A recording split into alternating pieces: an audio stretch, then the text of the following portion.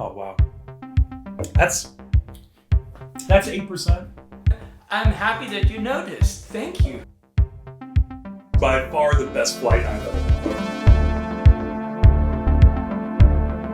had. It's 2021. Happy New Year. What does that mean?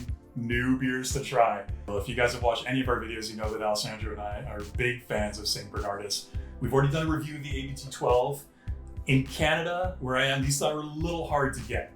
I have not been able to find these. Every once in a while, if you're lucky, you go into a liquor store, you can find an ABT 12.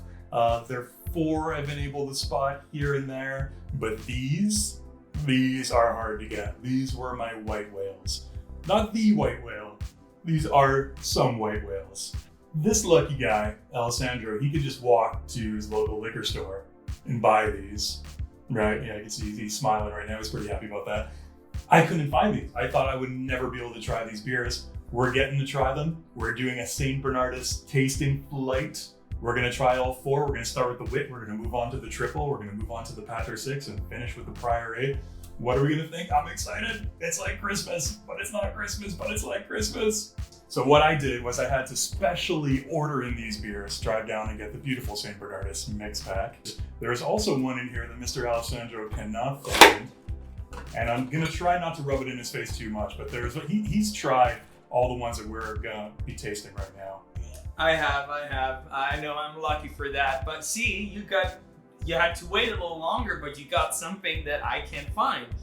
I had to drive for half an hour each way, pre-order them, get in line with everybody lining up to get their New Year's Eve alcohol. But I got one that you have not tried as of yet, the Watu Tripel. Woohoo! Yeah, that's not the white whale, but I would really like to drink it. All right, this is going to be a straightforward tasting episode. We're not going to be doing any official reviews. We're going to give you our feedback, what we think. This is something that we've been wanting to do in person together forever. I wish we could just sit down and have a couple of St. Bernardus beers and talk about them.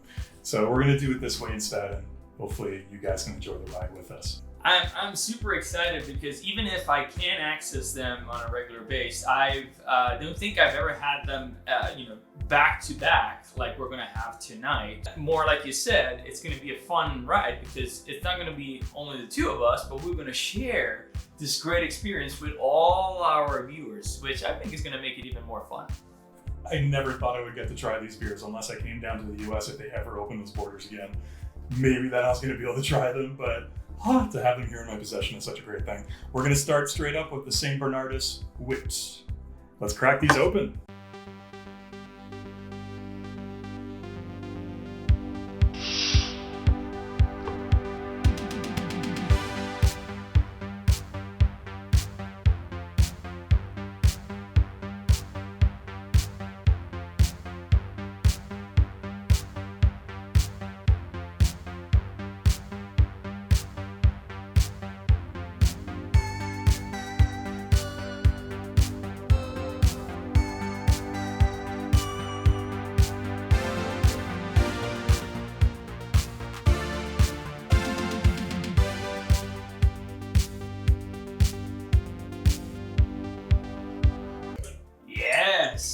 Finally. I always start with the wrong end. Oh.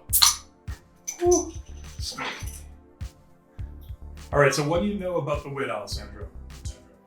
So the Wit is a white beer, which is at least by original recipe, at least 45% unmalted wheat, 50% barley, I think. But it also has orange peel and coriander in the brewing process. This is the same style, it's not the same beer, but the same style as the Hoegaarden beer that you probably have had before.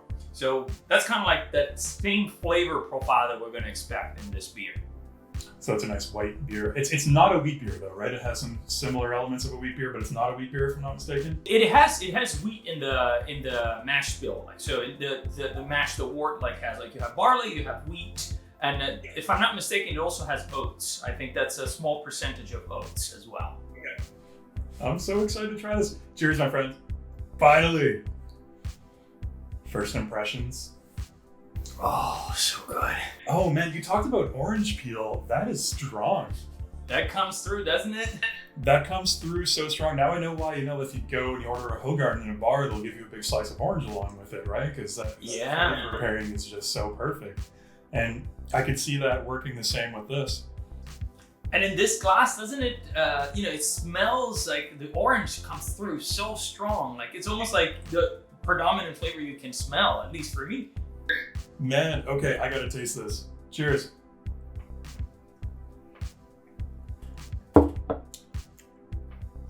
Okay, but that's just better than Hogarden.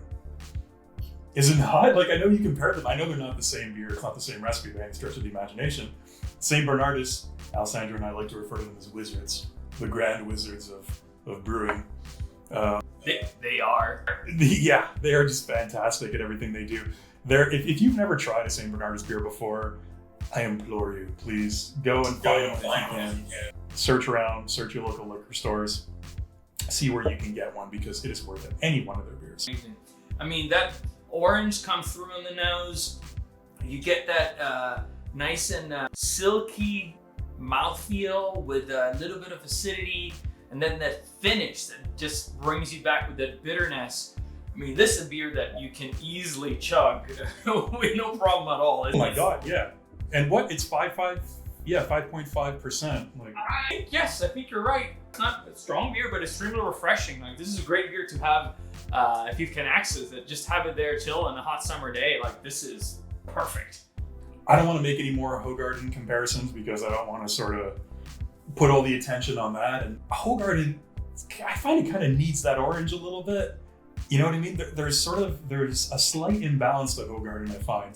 And maybe, who knows, maybe we'll do a review of it one day. It's a big enough beer, it's popular enough that maybe some people would like to see that. Our thoughts on it, it's a good beer, not knocking it by any stretch of the imagination. I always found there was something a little bit off in terms of the taste there. But this just takes that style and nails it. I think what you mentioned before, the difference is that at St Bernardus, we have wizards making those beers. Truly, I mean, that's what I imagine. Like, coming from who knows where, maybe Middle Earth, maybe somewhere else. They're just there in disguise and they're making beers for all of us. Well, I know it's not officially a Trappist beer anymore, so maybe the monks aren't hanging around the brewery as much as they used to, but the monks are basically wizards, right? You put it that way. They're decked out in their robes, working their magical powers with their medieval recipes, putting them into action. I mean, whatever they're doing is perfect. It's magical, it's delicious. If you haven't had it, try the St Bernardus Wit out because it's gonna blow your mind. Moving right along to the Tripel.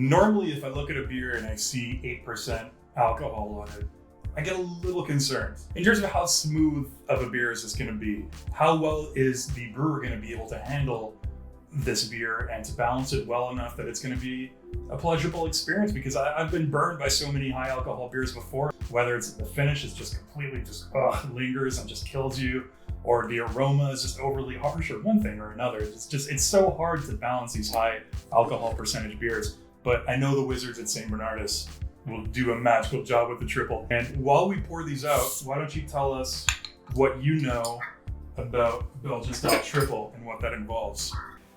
So Belgian style triples came into place as a reaction to what was the big phenomenon coming from Germany of the Pilsners. So you would think most of the time when you think about double, they tend to be dark beers. So you think triple is probably going to be darker. But as you can see, now that we're going to pour it, we've seen it already, it's actually not dark at all. It's light and bright.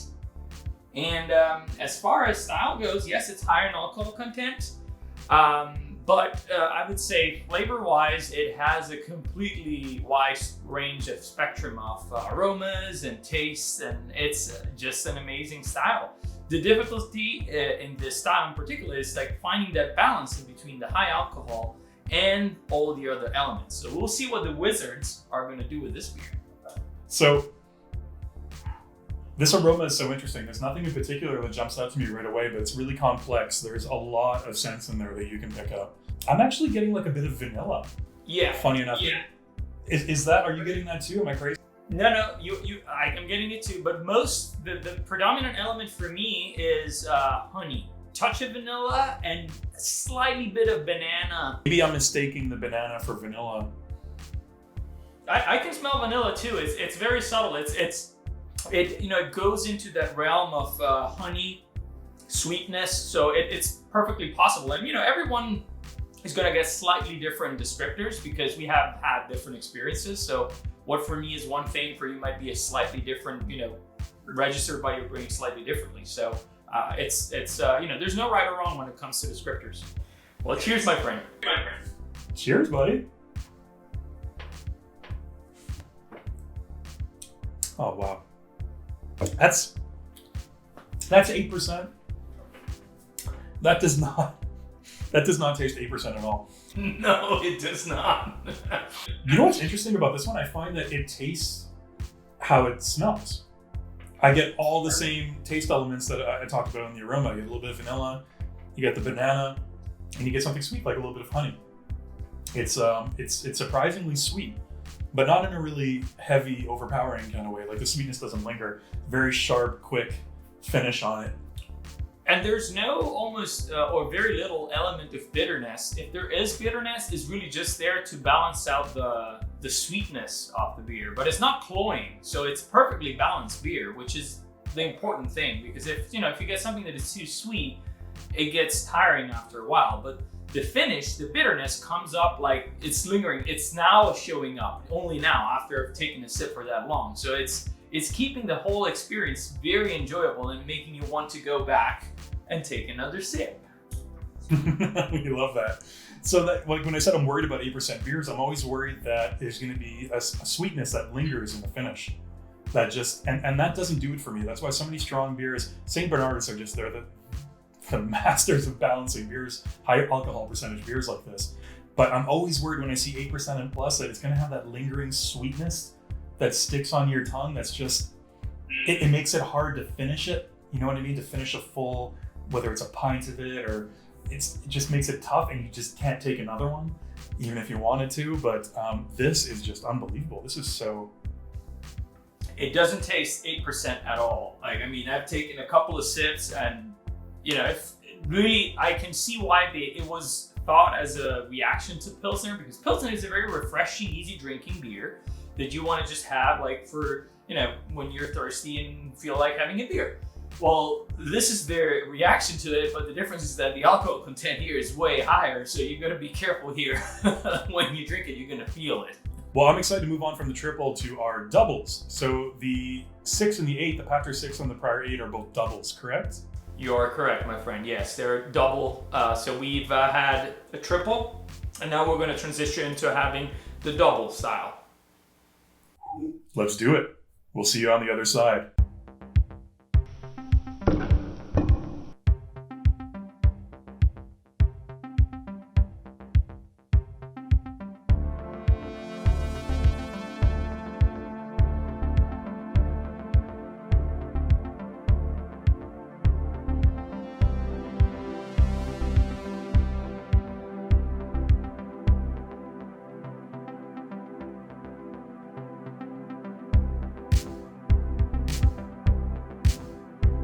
So we're into double territory. I'm excited about this one. Is this going to be like an ABT12 mini? It's like 6.7%, about maybe like 60% of the alcohol of the ABT12. I'm hoping. Is this going to be a lighter version? All right, let's do it. Let's just open them up and find out. The work I went through to get these beers, man. You have no idea. I know, like that's so bad that you can't just, go in the store and get them. It's like they're not as popular maybe as the ABT12, so it's a little bit more difficult to get them. I don't know. I would think that a mix pack like this would be pretty popular, but in the liquor stores, the Government Liquor Commission here, where I have to go buy these, they don't sell a lot of like 6-packs or 12 packs or 24 packs. It's not really that kind of place. They have the beer stores here in Ontario that are separate where you could go buy beer in bulk. So the specialty beers like this, they tend to just have the single bottles, like the 750 milliliter of the ABT12s, the big ones that you see behind there. So the mix packs are a little bit more specialty. Some of them carry it, but just the ones near me don't.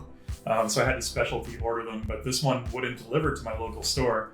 So I had to actually go and pick it up out in the suburbs and in the burbs.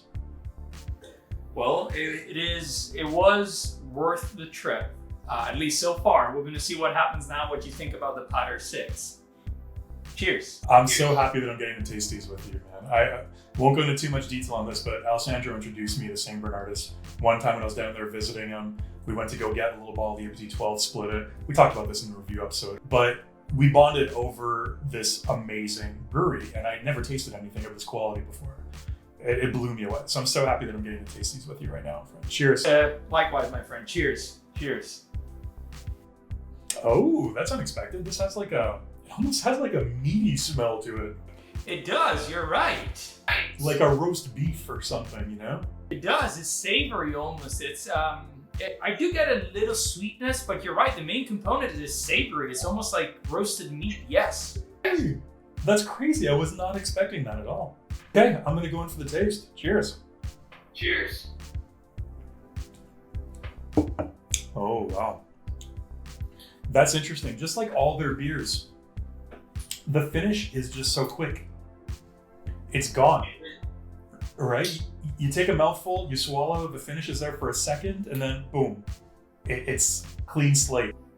And what's there, like, it's really just like a sense of wanting more. Like, it's really nice.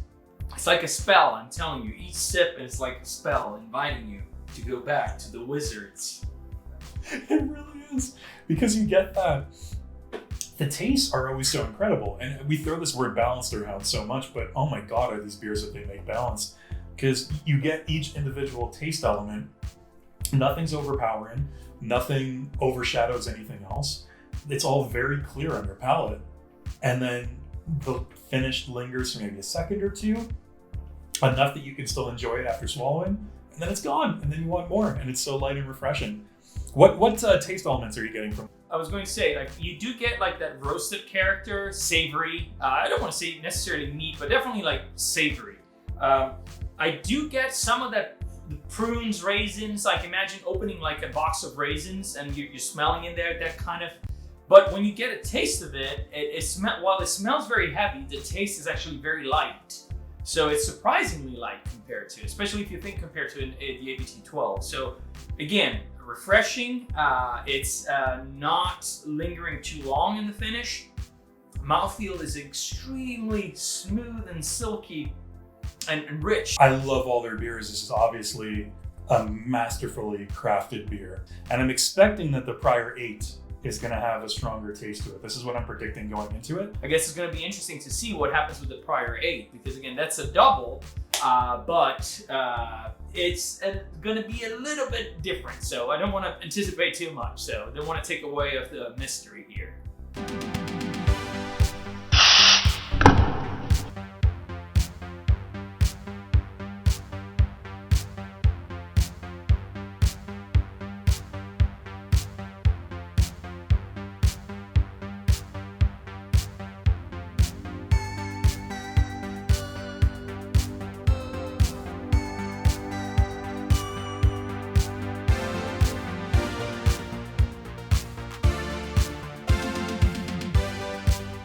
All right, this one I have heard such good things about.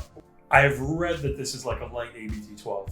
I haven't heard that about the Pater 6, but I have heard that about this one. So I was curious about the Pater 6 because I had no idea what to expect with that one. No idea at all. Oh, how's the box doing? Is it getting a little full? It is a little bit. I'm happy that you noticed. Thank you. I always notice. I don't say anything, but I notice. I know. I'm happy. It makes me happy because we're slowly getting to cover the bottom down there. So that's exciting. It means like we're drinking enough. All right, man. Look, this one I'm so excited. I don't want to wait. Let's pour it out. Let's do it. Oh yeah. You waited long enough, my friend. I waited so long. I mean, it's been a year since we tried the ABT 12 together. So it's been a year that I've been wanting to try these. I'm trying to find these bad boys. Cheers, my friend. Let's get into it. Okay, that has the same aroma profile as UBT 12, I find. It's very, very similar. Like right off the bat, the color looks similar. It looks a little bit lighter. When I hold it up to the light, you can see some red amber tones to it there that you don't get in the UBT 12. The head is a little less intense. I'd say on the nose, there are, the way I think and I see this is take the ABT 12 and move down the volume a little bit, and you get into that realm where you can smell some of the similar characteristics, but not quite as prominent. So I agree. It's closer to the ABT 12 definitely than the Potter 6. Okay, let's do this. Cheers. Cheers, my friend.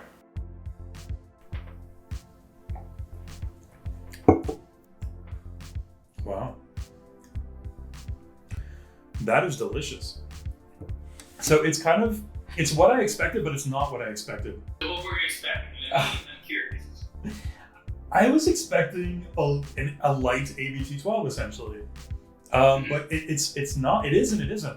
It has some of this similar taste, but it has its own thing going on. It's very light, it's very smooth. Kind of like the Pachter 6, I find the taste is very subtle. It's not strong, it's not in your face, and maybe you could tell me a little better. I guess maybe that's a characteristic of a double in general, where the taste is just a little bit more refined. Well, yeah, the one of the main characteristics that sets aside like the doubles and quadruple is definitely the malt character of the beer. So we're in a way lighter realm here, as you know, you could kind of tell clearly with the Potter 6. Here it's a little bit closer, but still not quite there. The aromas are richer and darker. So dark fruit, prunes, raisins, cakey light, but way more toned down.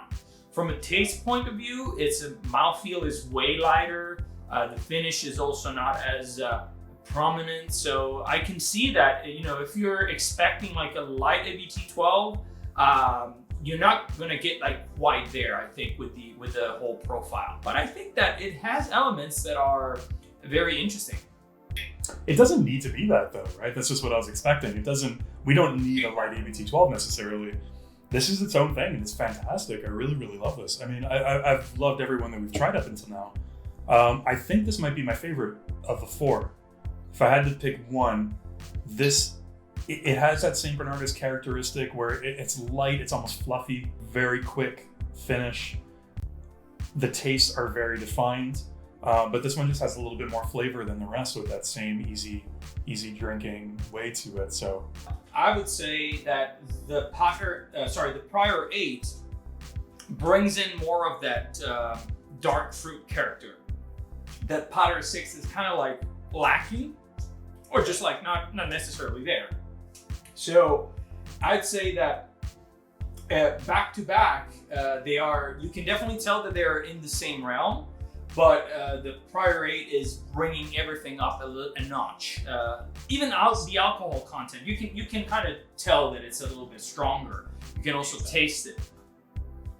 Yeah, you hit it out of the park with the raisins. I find the 6 is a little nutty, and then the 8 is kind of the raisins. You get that going there. So you have the savory, the nutty, and then you have the dark fruity. Incredible. These are both amazing. I can't believe these are both like 7.5 and 8% alcohol. It's insane. You could easily drink, these are dangerous. You could drink a couple of these without realizing it. They go down so smooth. It goes down like a Coors Light, which is unbelievable. They are wizards. I'm saying it again. Like there's no way you can disguise that amount of alcohol into a perfect balanced tasting beer. I mean, so good, easy drinking, and still so packed of flavor. That's what it's incredible. Like the amount of flavors and smells that you can get in those beers. If you have a chance, and you, even if like Joe did, like he had to go on a hunt to find them, but do it. It's absolutely worth it, I think. What do you think, Joe? Oh my God, it's so worth it. It's so worth it. Everything these guys do is just fantastic. if you're a fan of this style of beer, if you enjoy triples, the doubles, the quadruples, go find some St Bernardus. You won't be disappointed at all. For all the reasons that we talked about ad nauseum this episode and back in our ABT12 review, these beers are just fantastic. I'm so happy I got to try these. My friend, thank you so much for sharing this experience with me. I'm so happy I got to try these with you and to get your reaction and to try them and see what you think as well. We got to open and close our St Bernardus beer brackets. By far the best flight I've ever had. I don't know about you.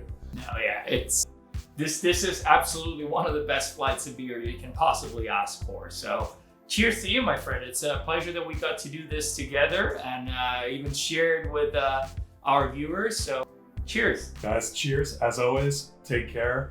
Like the video if you enjoyed it. Subscribe if you want to check out the rest of our content. Check out our Heineken, our ABT12, our Guinness reviews if you're curious. Hope to see you guys soon. Don't forget to close the beer brackets. There.